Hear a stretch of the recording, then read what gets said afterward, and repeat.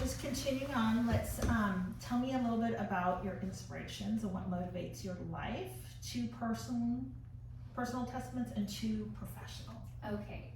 Personally, I am religious. I'm Catholic, so I pray when I'm having a hard time, and I connect with my family that way most of the time. So that's sort of what keeps me strong. And with that same thought, when I'm in my professional field, I look up to my mentors. I look up to the people that have been in the field, have the passion and love for the field, and I just, fall in love with whatever they are that they're passionate about and how they make a change. And I really enjoy working with people that way and look up to them. I love the natural transition that you've made from that first, being a teacher in child development to what you're doing now. How would you describe your success?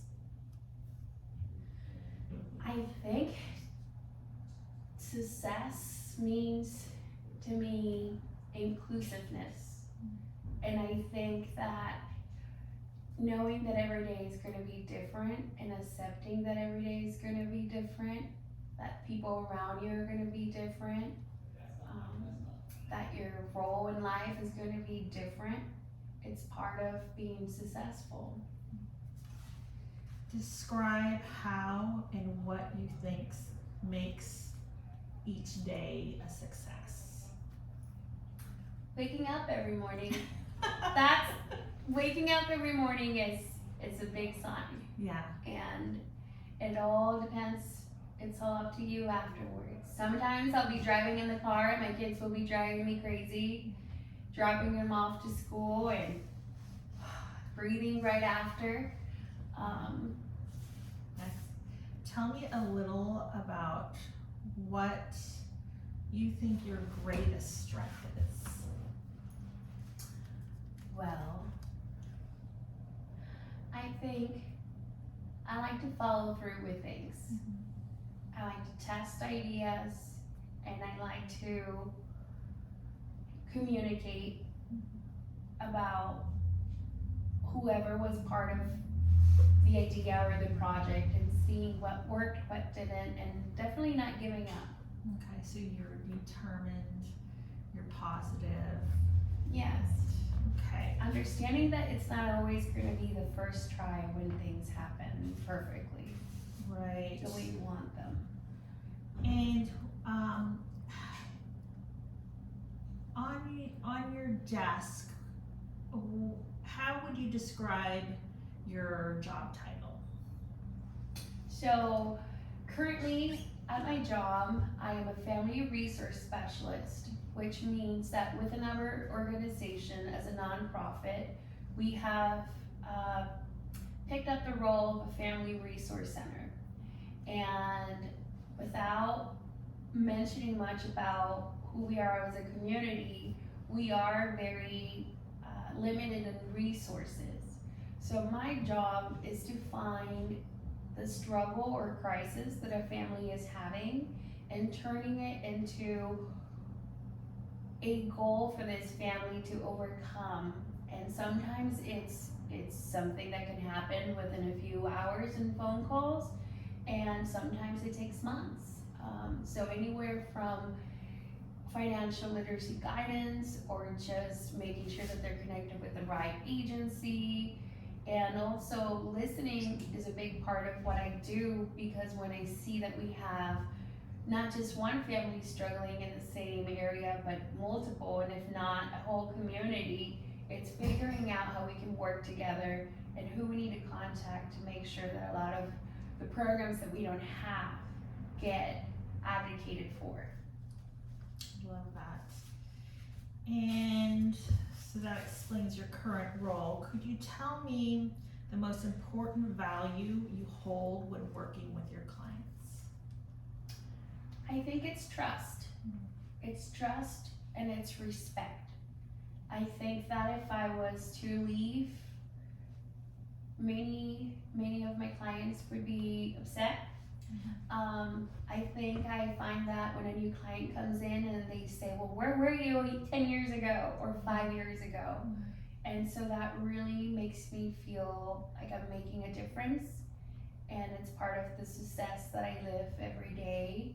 Just like all the down things that happen and the things that I go home and cry about. Right. I love that, and can identify with that, with the group, your clients. Describe the best work experience you've ever had and why. Well, let's begin with where it all started. Working with children was really one of my favorite things. With the after school program for almost 10 years, and then working at a preschool, where then we became one of the most important inclusive programs, and working with families and children with disabilities really opened up my eyes to so much more, and turning that classroom into a inclusive setting where everyone felt safe and children's needs were being met was really kind of like the beginning of the transformation and work that I want to continue to do in this community. And one of the things that I've seen is that in your current role, you can, you develop like programs or events, for example. So out of those events, can you share an experience of an event that you planned that you were just really happy with and could identify with? I'll go back to maybe 8 years ago when one of my sons was attending Redwood Elementary, and I was just working as an after school program instructor. I was part of the parents club there, and Harvest Market was coming up, and it was if not one of the biggest fundraisers they have there. And I think connecting the rest of the families to Harvest Market, the Harvest Festival, and having them understand that it wasn't about Halloween, and just trying to figure out ways that I can include other religions and other groups in the community to participate, and really just making that happen is really rewarding to me. Yeah, I think I saw recently a post about something that you did at the library. Exactly. Tell me about that a little bit. So I am Mexican, and I grew up in Mexico. I was born in Fort Bragg, but I grew up in Mexico, in Jalisco. Day of the Dead was not a celebration we celebrated much at home, but it was a celebration that we gathered in a school setting and did as a whole school. I realized when I moved to Fort Bragg that a lot of the newcomers and a lot of our Mexican culture families here were lacking of that sense of belonging and culture in this community. And I believe that if you're not keeping yourself busy or interacting with social groups or creating events that create the interest for these communities, we lose the culture, we lose the person, and so many unhealthy things can occur. So I am a big believer that as long as we're keeping the community busy, entertained, and inclusively adding rituals or programs from other places in the world that interests the audience, we're gonna be a strong, healthy community. And so at the library, we brought a Day of the Dead altar celebration where many participants came, but part of what I wanted to see is that end of the day celebration, which is the sense of community. And you know, in Mexico we have people dressing up and doing their face painting as Catrinas, and that was sort of a small hint I wanted to bring to the community. Right. And that was very successful.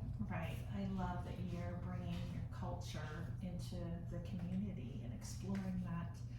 Describe the best work experience you ever had. It could be, it could be something you identify with, or maybe like an award or some kind of recognition that you received. Definitely. So I feel like I was once recognized as one of the Seroptimus Woman Awards, and that was very special. I still have that flag in my room. But one of my most proudest work experience I recently had was while working for the Redwood State Preschool Program. We were part of community care licensing through the state.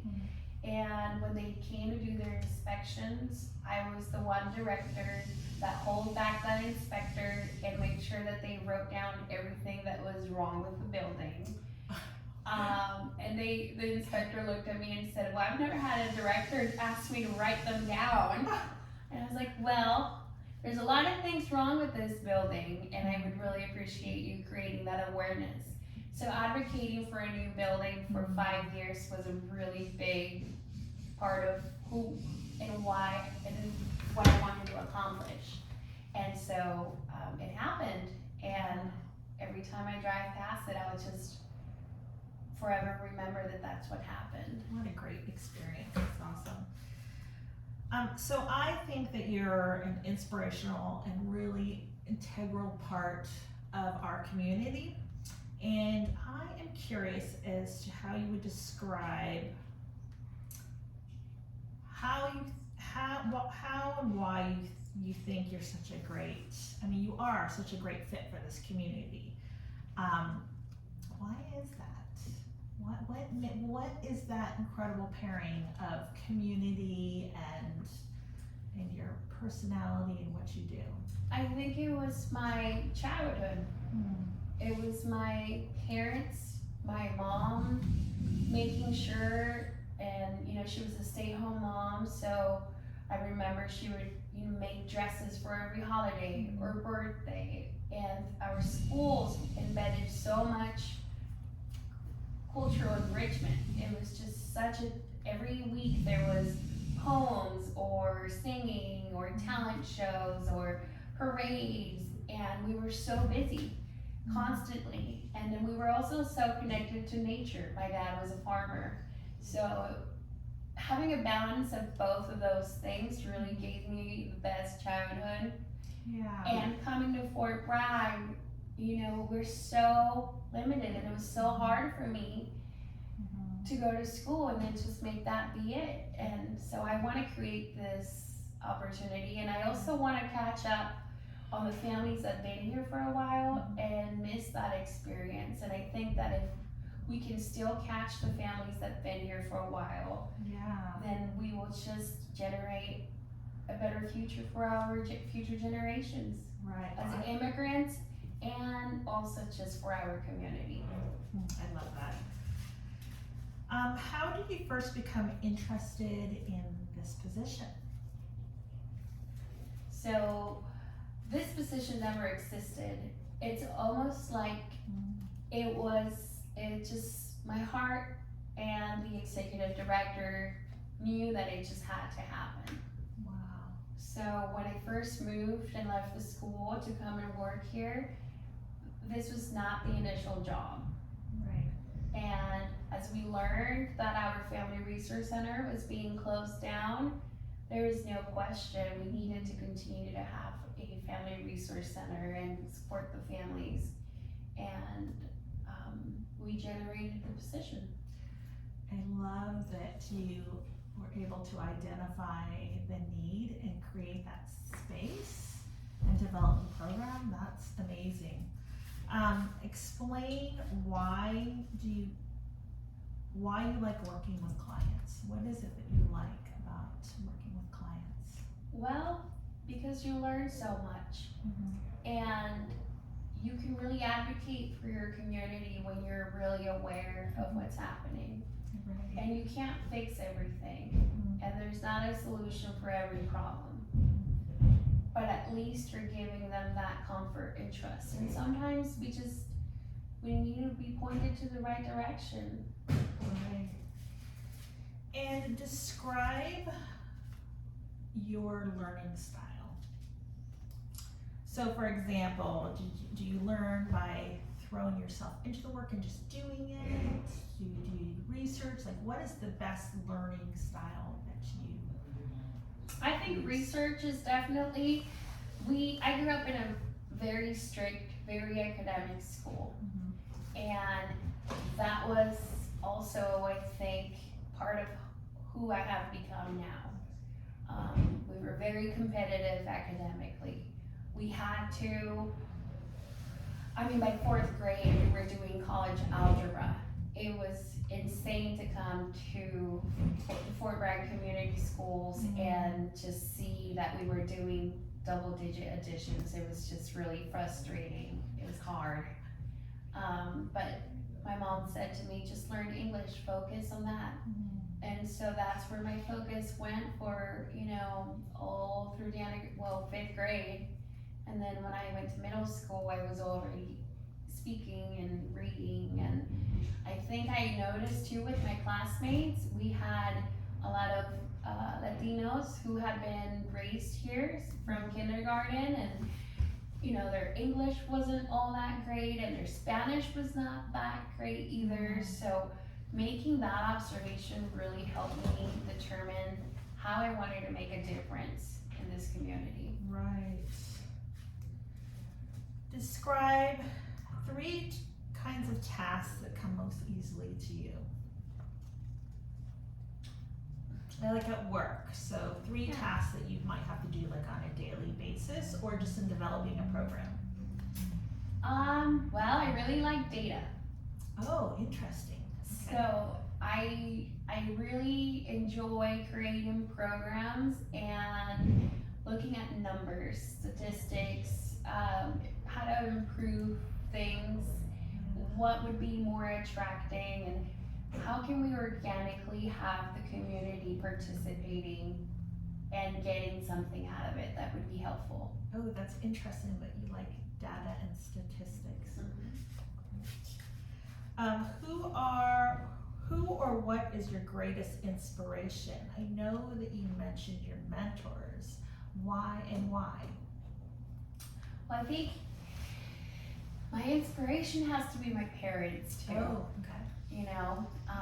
When I was, again, alone, I looked at my mom and said, what am I gonna do? How am I gonna survive and make this work? And she looked at me and said, you're gonna work and it's gonna be okay. Right. And those words are gonna be stuck with me forever because it was the best advice. So it sounds like that your parents and your upbringing really shaped who you are today. Those were your real, and then at work, your mentors. So your culture too is part of that. Definitely. So why is finding purpose in your work important to you? Because that's how you make a difference in the community. I don't want to sit in a job that's not going to get me anywhere, and by answering phones if I'm not helping or making a difference. Could you give me one example of the most important piece of advice that you would give to myself or to others, both one piece of advice personally and one professionally?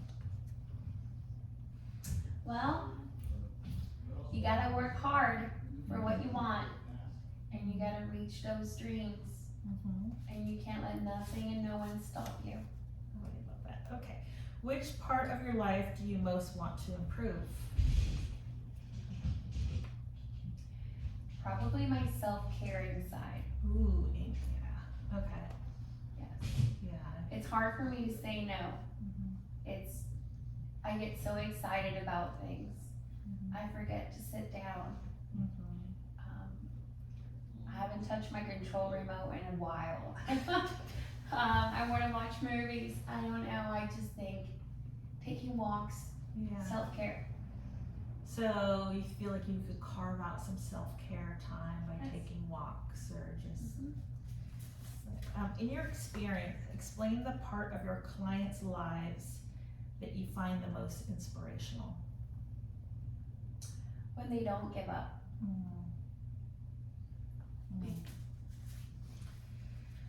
Okay, describe the steps that you've taken to not overcommit yourself to a client. I know that's a hard one. That's a really hard one.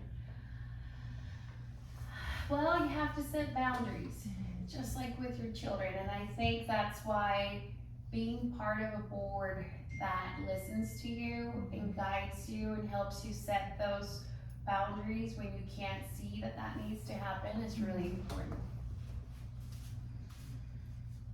Help me understand how you would handle a position where you felt like you were unable to work with a client. That's an easy. It happens all the time. So you have to have a strong team, and you have to trust that they are going to be handling that client with the same love. When I'm aware that I can't do it myself, because it happens. Sometimes it's just a personality thing. Sometimes it's a personal matter. Having a team that can really back you up the same way is really important. Great tip. Could you give me an example of how you might respond to a client who asks you to do something that you may feel is unethical? Well, I would be clear, and I would say that goes beyond what I am able to do for you, and then make a suggestion to either look at help in other agencies. Alright. And describe the steps you would recommend if you did accidentally overcommit yourself to a client. Well, if I was to do that, if I overcommitted, I would have to take time for myself and reflect at the end of the day, whether I had to cancel another event to be with this client, or try to understand what it is that I did wrong, so it's easier for me to talk to the person.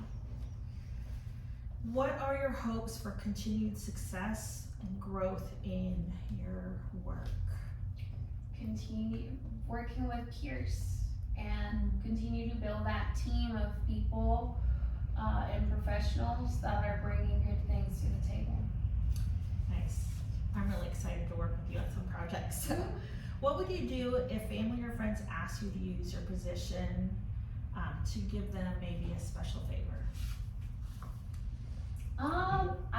I would simply say it's not part of the guidelines of in my job, and that I can't do it.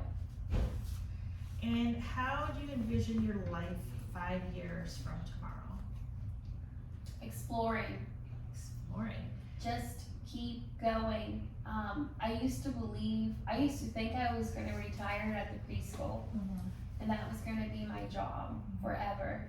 And I think now I'm 33, and I remember 2 years ago saying I'm going to be 31, and I'm old. I'm 33, now I'm thinking I'm starting. There's so much more to come, and I'm really excited. I'm just really happy to see what happens and understand that there's got to be a balance. Sometimes you're way up high, and sometimes it's okay to be low too. Yeah. Tell me about a time that you had to find a creative solution to a problem. Well, you have to make it work. Letting go of the list and just looking at the problem and seeing what's going to work right now. It's probably one of the biggest things I've had to learn, especially when there's events and you have an idea of how you want things to work, but then you come across a problem. I don't know, maybe you can't sit up there, maybe there's no music, and so just figuring out and letting go to just make it work the best way you can. Could you give me an example of how you observed a client's culture when working with them to solve a problem they have come to you about? That's a challenging one. I feel like you're so good with a lot of the cultural events around town. So maybe it's something like a language barrier? It is. It is. And it is something that I currently face. You know, not everybody speaks English, but then also not everybody speaks Spanish. And the Spanish that most of our families speak would be regional, so it would still be hard. Right, so how do you bridge that gap? Research. Connecting with someone, seeing if they're comfortable with someone else translating, and just interviewing over and over until we understand the point and what's happening and how I can best help them. Okay, do you have any, so it's kind of most of the questions I have, do you have any suggestions or feedback that you could give me about this interview? I think your questions were pretty natural, and I think that you did a great job listening. Your questions following were very appropriate, and I think you did a great job. Thank you. Okay, on a scale of 0 to 10,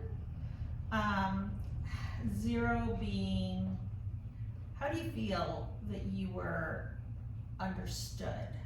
0 being completely misunderstood, and 10 being understood and 10. comfortable. Very comfortable. Okay, I just want to say thank you so much. You're welcome. I really appreciate you making the time for me today, because I know how busy you are. And I don't know like what aspirations you have in terms of school, but I feel like, I mean, we have so much in common, and I'm just really excited about your future, because Yes. yeah, There'll be a lot of things happening in your life, like there'll be a lot of things happening in my life. yeah, congratulations on going back to school. Thank you. You too. Thanks. You're one step ahead of me. No, thank Thank you, you. Arwen.